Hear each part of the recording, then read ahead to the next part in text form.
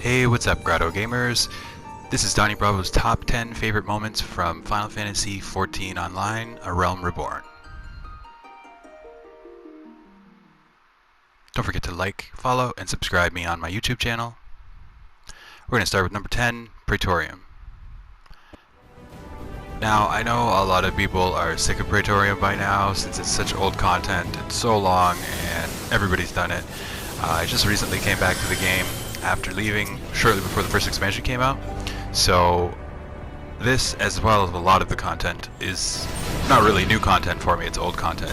That being said, Praetorium still makes my top 10, only because it's just such an epic encounter. It's the whole thing is just genius, just from the way that they put together the battles, the way that they put together all the audio, the storyline.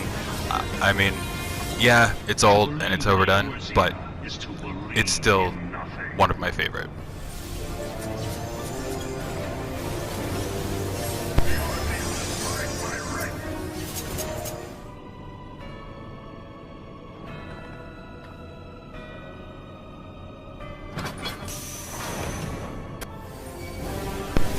And not to mention the fact that Ultima Weapon is by far one of my favorite encounters, and the fact that it's in Praetorium and it was your first encounter with Ultima Weapon is one of the other reasons why it's reached my top 10.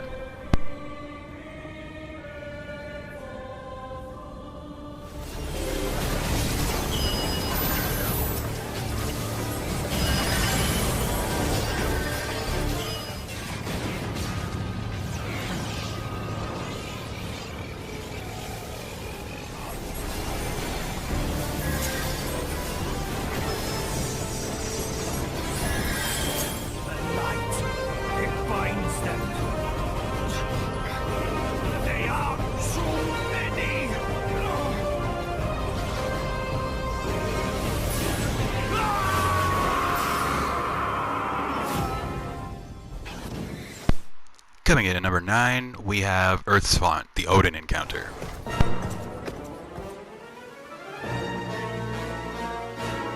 Now, I remember back in the day when I was playing A Realm Reborn and it was first released, then Odin came out. It was quite possibly one of the hardest encounters around.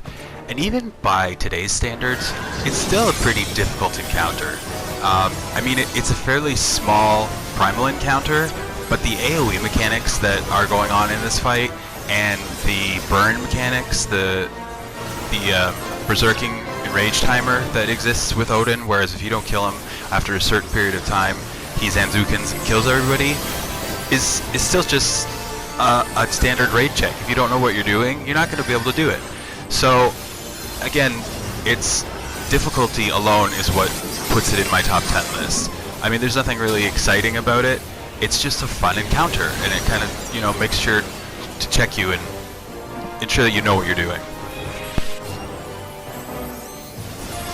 As a leveling healer, this was quite challenging for me. In this video, I've cut out all the fail attempts that went through this, but this video must have been an hour video of just a random pug, where we must have attempted about 6 or 7 times. So, I mean, at the end of the day we did it, but that's why it makes my number 9 slot.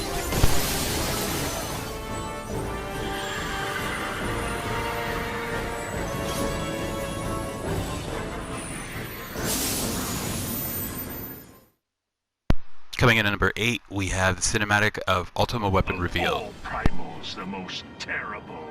I say again, is that all? Is that all? Is that all? Insolent mortal! I shall make you suffer! That's Garuda for you. So we encountered this cinematic right after the Garuda encounter, roughly at about level 40, 41. And what happens in the cinematic is after we've killed Garuda and Gaius shows up, he's got Ultima Weapon hidden in the airship above. Garuda freaks out and decides that she's going to force a summon of Titan and Ifrit, and after she does that, Gaius calls forth Ultima Weapon. Now this is the first time in the storyline that you actually see Ultima Weapon, and me being a huge Ultima Weapon junkie, of course it's going to make my top 10. Ultima naturally goes to work right away, taking out Ifrit, taking out Titan, and then chopping off Garuda's head. I I mean, how much more epic can you get?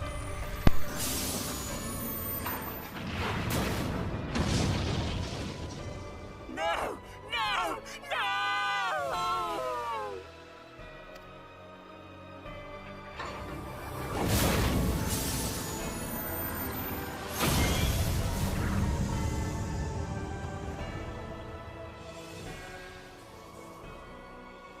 Such is the fate of those who oppose the Empire.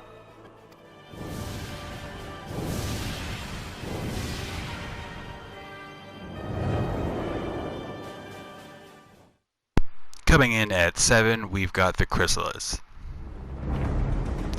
Now, for me, this was new content. This was towards the end of A Realm Reborn, so technically this was new content for me, so I had no idea what I was going into when I started this encounter, and I was coming into it as a white mage, so healing this encounter, not knowing what was going on for the first time, with 3 expansions down, and the vast majority of the people here should know what's going on, still didn't change the fact that it was a pretty epic encounter, and it's insanely healing intensive.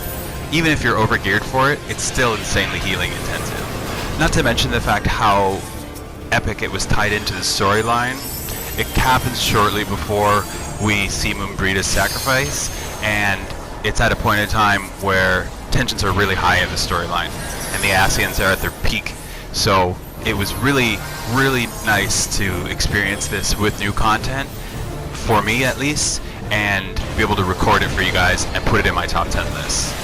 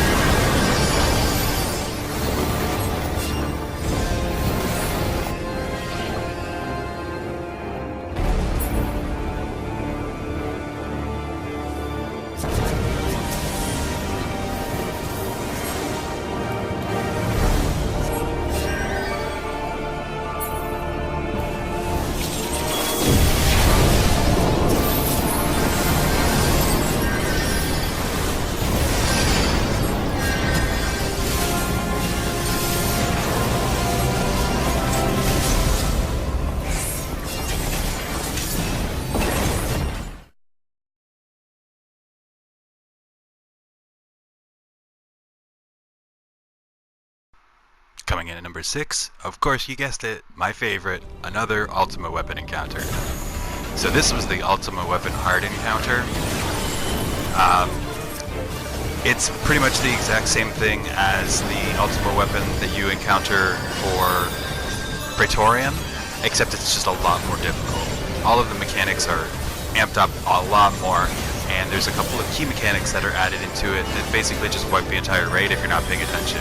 The AoE mechanics of it, now granted, I had done this many, many times before when I had played A Realm Reborn back in the day, so I came into it knowing what to expect, and knowing that if, you know, you have 1 or 2 people screw up, we're really just not going to be able to make it.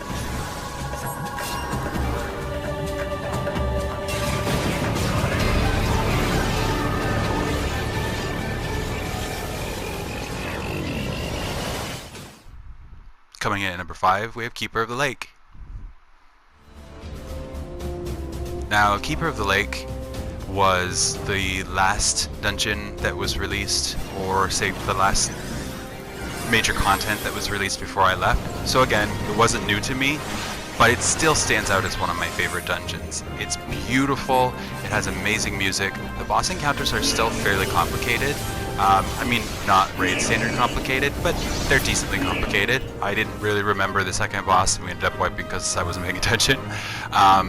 But it's just a fun dungeon when you're used to grinding through a bunch of really subpar dungeons. Special shout out goes to my free company leader, Nagi-sama, who was tanking this encounter for me. I'll be sure to put her information in the link below.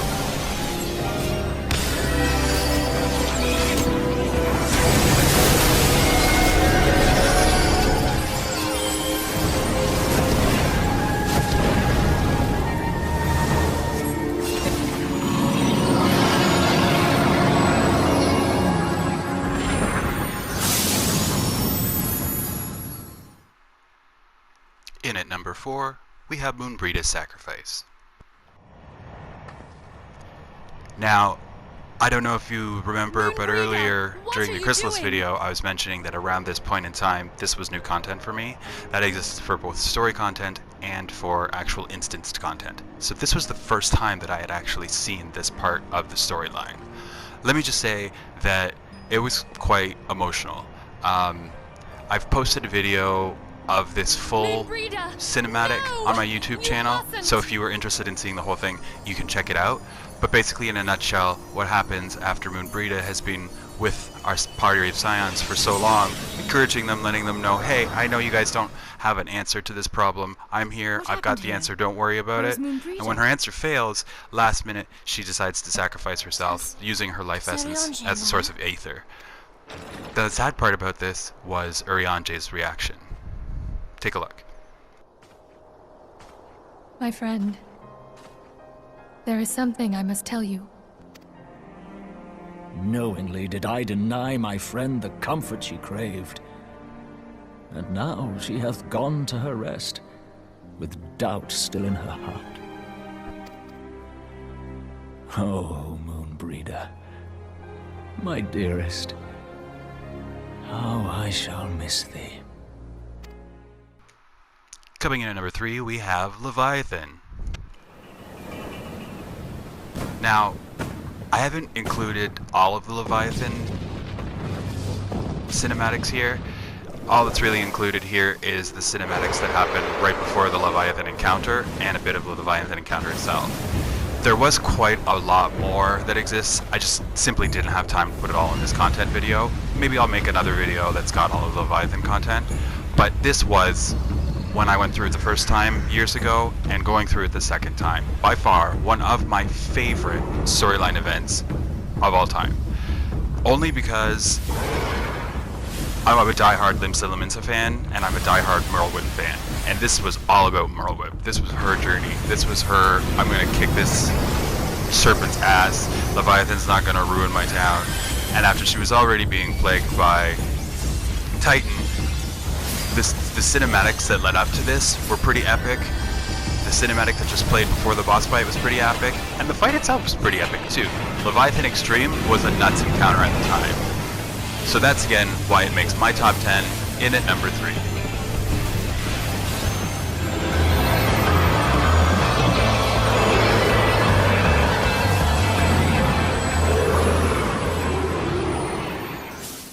We're almost at the finish line, so here's our number 2, it's Crystal Towers.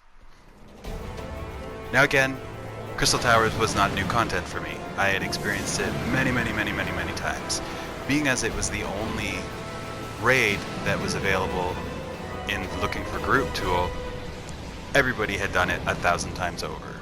So I kind of expected that it would be such old hat and I'd be sick of it for the first time coming into it a second time. That was not the case at all. It brought back a lot of memories, granted the fact that everybody's crazy overgeared now, so there really wasn't any challenge to any of it, but just being able to re-experiencing it, it was pretty amazing. That's why it rates in my number 2, simply because it's such great content. The storyline, meh, the storyline's not too good, but the actual content for it is pretty decent. It's and it's an alliance you're playing with a huge chunk of people, so you get exposed to raiding environment right away. A lot of the mechanics are pretty cool. The Behemoth encounter is decent with meteorites. I gotta say, the Cerberus encounter, that was pretty cool too. If you're in the B group and you gotta go in the belly, that's pretty decent raid mechanic. Unfortunately, I only have the first and the third tiers of Crystal Tower included in this video. Probably a good thing since I was running out of time anyway. I don't really think I had a video for the second tier. Not really my favorite anyways. But you can see that I've included almost all of the boss encounters from the first and the third tier, at least little snippets of them. Like here's our Hydra, and then there's Cerberus is coming right up after this, and then we've got Cloud of Darkness. The other thing that I was able to really relate to that not a lot of other Final Fantasy players was the nostalgic feeling that you get playing Crystal Towers, because it's a throwback to Final Fantasy III.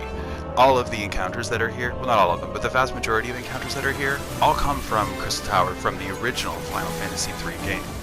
So that's pretty much one of the main reasons why it was such an epic encounter for me, coming back to it a second time, having experienced it 1,000 times before.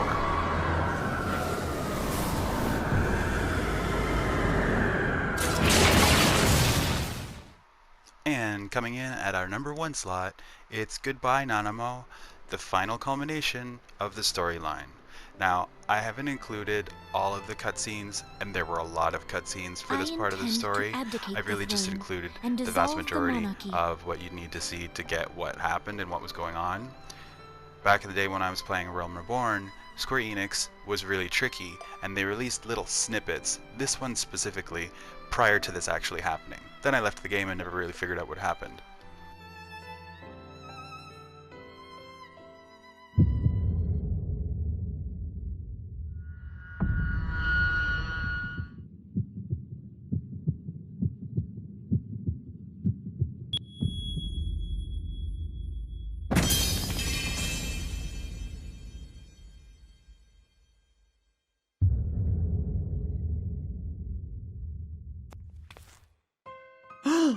Your Grace!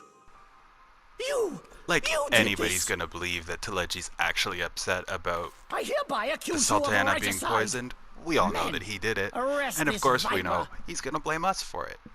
What we didn't know, or at least what I didn't know, was the culmination of what was gonna happen after the fact. Or how upset and What is the meaning crazy of this? Raban was gonna get. As for your outrageous claim that I have shown contempt for the throne, let all here observe that it was not I who feasted while an assassin removed its occupant.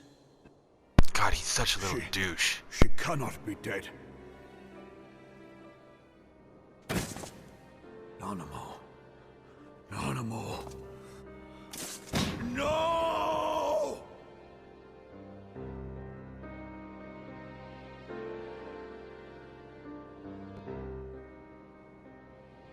I mean, you had her killed, you black-hearted bastard!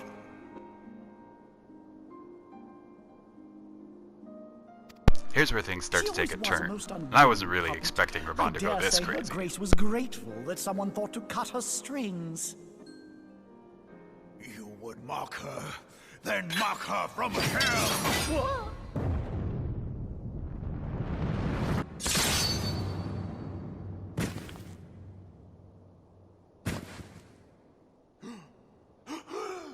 You're one of them!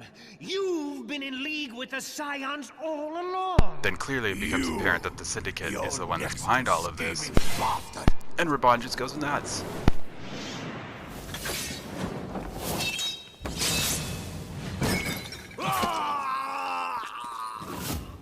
That was a shocker. And this, coming up, that was also a shocker. who really killed your precious Sultana? It was me. You die!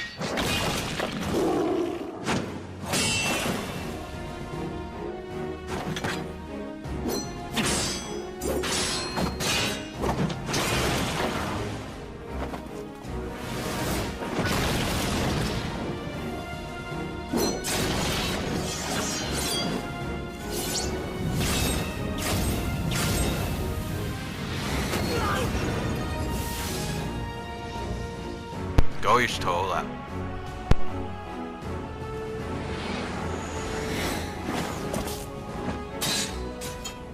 Flee this place. Clear your names. Find Now, out who's behind I this haven't plot. included It is the the only vast way. majority of what Now happens go. after we leave the Royal Chamber. That's pretty much the end of the video for now. I don't want to include all the spoilers. But that's pretty much it. This is the number 1 in my top 10 video. I hope you guys enjoy it. Thanks so much for watching.